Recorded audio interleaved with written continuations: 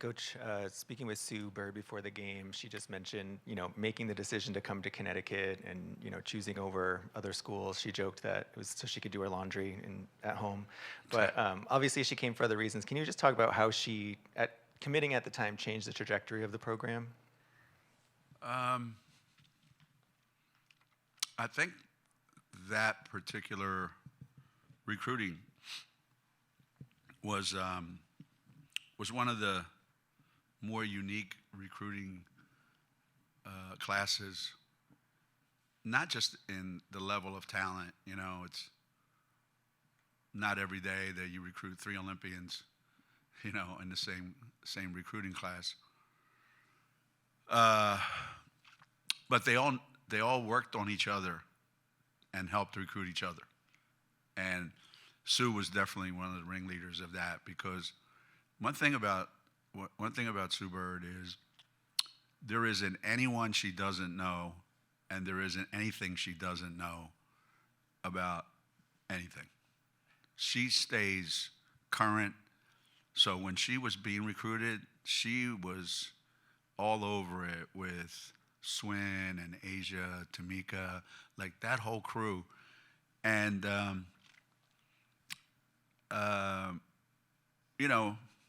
you always think, yeah, we're in pretty good shape recruiting this kid or that kid. And I know what we were up against with Sue. It was Vanderbilt, Stanford. And her being a great student, father, sister, Ivy League. So it's always a concern, but at the same time, I just thought we had something to offer that no one else did.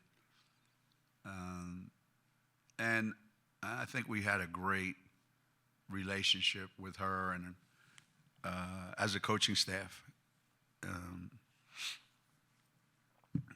But you don't realize it at the time because you can never predict.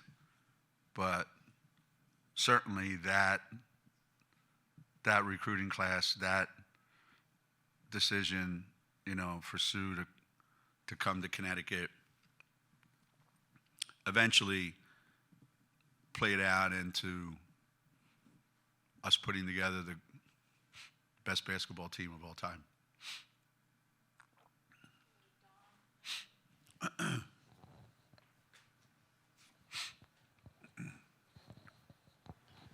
Hey, Geno, only certain athletes become identified with a number, maybe do you think of Sue now in number 10 the way you might think of some of those other athletes that are identified with a number?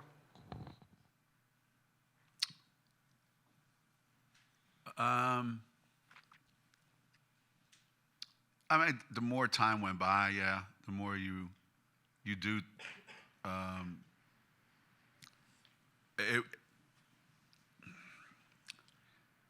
You do get to the feeling that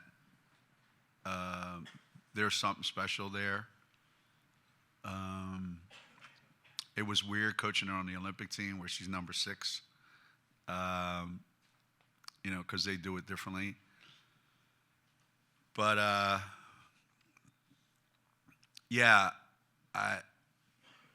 the first time I really identified, I shouldn't say the first time.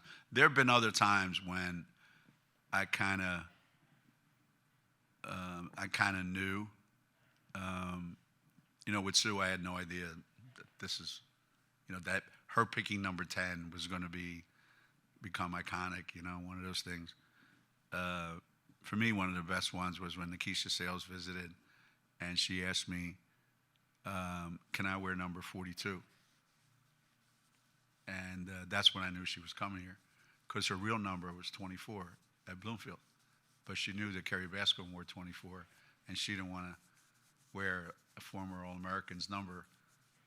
So some people have tremendous respect for other people's numbers, and they don't want to.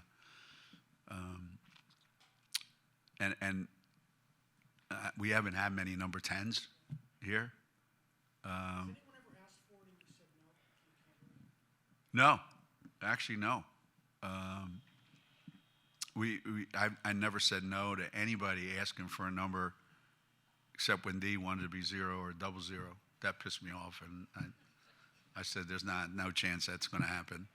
But everybody else, like, if you think you're good enough to wear that number, go ahead, knock yourself out. No, it's. But what I did say, out there was, it really is unfair to so many players that we have, whose numbers may never get retired, who were some of the best basketball players ever to play, not just here but in college. That the criteria is you have to be in the Hall of Fame. That's kind of mind-boggling, right? Yeah, well, luckily now, the NCAA changed. You can have any number you want. That's double figures. Can't have number 100 yet, but thank God, we'd be like the Yankees and Celtics. We'd be running out of numbers after a while. Every kid that comes here knows Sue Bird, obviously WNBA, Olympics. Do you think your kids were extra fired up? It seemed like they had an extra jump in the way they started the game today. They seemed a little extra fired up to just get out and start rolling. Maybe. It'd be hard not to be affected somehow by having somebody like that in the building. Somebody that maybe they looked up to, they certainly heard so much about. Before the game, yesterday actually, we talked a lot about, what it means to be part of this, and how lucky, fortunate they are to be playing here, on a day when this is happening. I think they took it to heart. It's a special day for UConn basketball, and if you're a kid on our team, and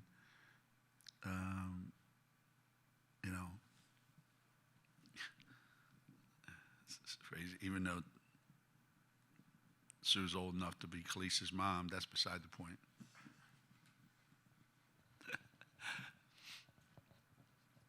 Geno, maybe they were affected today by Sue's appearance, but it seemed like the first half was a scoring contest between Sarah and AZ. Can you talk about how they get what they want when they want so often? I sometimes marvel at how they get the shots they get. And a lot of it has to do with their talent, their understanding of our offense, how to get open, the fact that they're not limited to one spot on the floor or another. But yeah, I think Sarah played 16 minutes and 45 seconds. And, she had 20 points, 5 assists, 4 assists, 5 steals.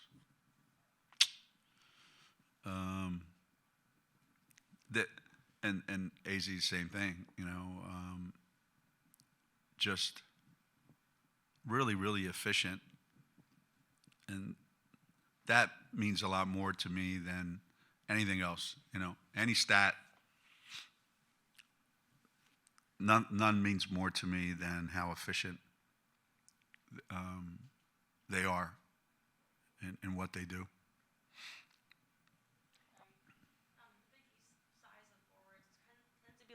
Than maybe the Big Ten or other Power 5 conferences. How do you see that size difference just impacting players who are new to the league, like Sarah Williams? I don't know. I think in some ways, the only impact, if there is any, would be you having to have to guard them. I don't think the only impact they could have on them guarding you is a negative impact for them, that they got to be able to handle you inside the lane. So, Sarah Williams should get a lot more, she should get a lot more production in whether it's against all these other teams we played, Big Ten teams that we played, ACC teams that we played.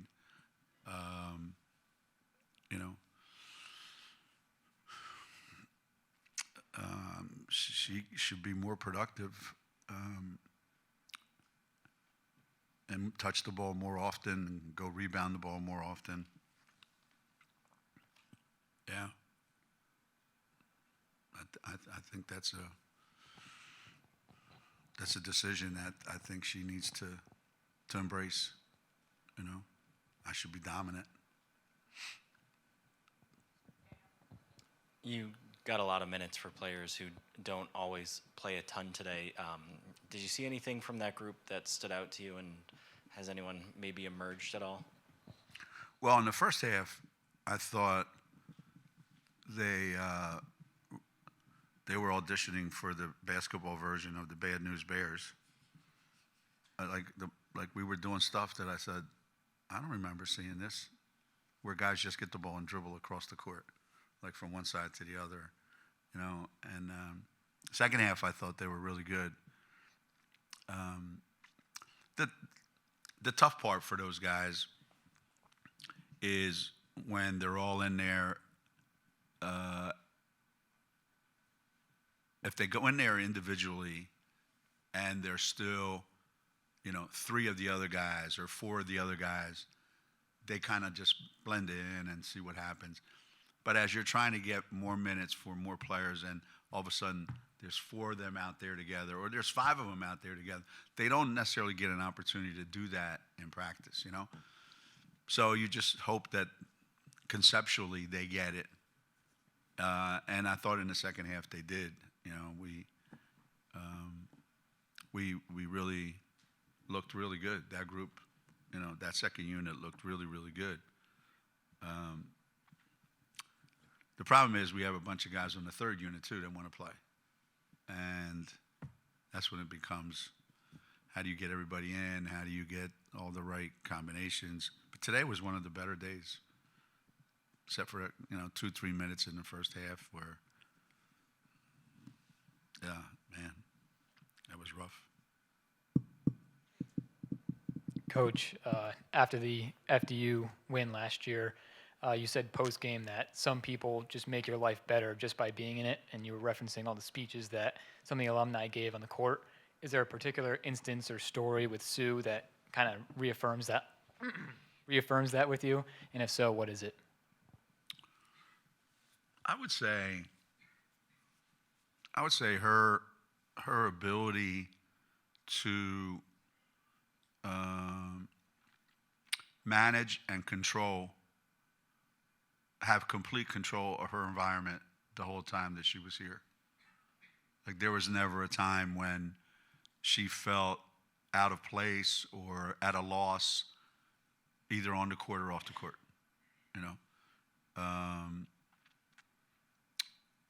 Maybe, I said this yesterday.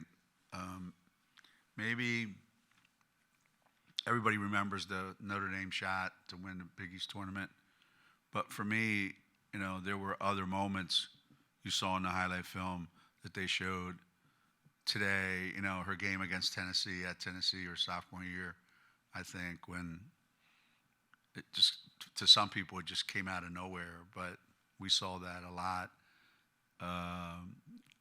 Her NCAA tournament run, her senior year, and almost like I spent 3 years, just being, oh, Sue, isn't she great? She's such a great passer. She's such a great, team player. And all of a sudden something happened that NCAA tournament her senior year where she just said, yeah, I think I want to try to score 25 every night. And she did. I mean, just,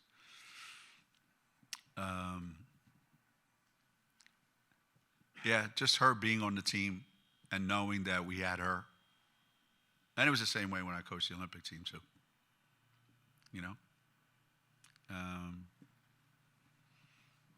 if I'd have known that her and Dee were still going to play in Tokyo, I might have said yes.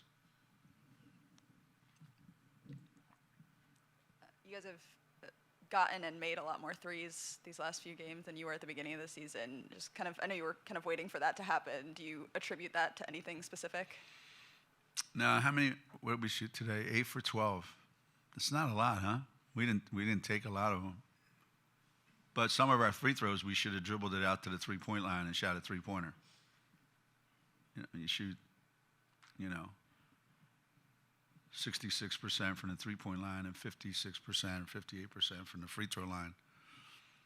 It's just a matter of percentage. You shoot enough of them, and they're all really good shots. Eventually, they all start going in. Today was just not as difficult to score other ways. And plus, when we're playing fast like that, and we get a lot of transition buckets. But, yeah, if you'd have told me we were only going to shoot 12 threes, I would be surprised. I would say, I think we're going to shoot a lot more than that. So, as long as we keep shooting them, as long as we keep getting, how many shots did we get today? 63. So we needed to take 20, 21 today. So we were way short. But I knew they would start going in. Looking ahead to next weekend at USC, when you face teams where your players are coming from their former teams, their transfer, do you have to talk to them about how to kind of control the emotions, or is it not really brought up of kind of just act like it's a normal game? I would say I just had an AZ Fudd moment. When you ask her a question, let me think. I would say, so I just had an AZ Fudd moment. Both. I asked Heckle the other day if she was coming on the trip. She was like astounded. Like, what do you mean am I coming on the trip? But she was looking over there. She wasn't looking at me in the eye. Because when people keep reminding you of that, it does get in your, so I just try to make light of it, and, you lose your mind because your emotions like, oh my God, how are they going to treat me? What do you care how they treat you? They could be really nice to you and then kick your ass. How's that feel? Or they could boo you and throw stuff at you and we beat them. Who cares? But kids being kids, yeah, I try to just make it light.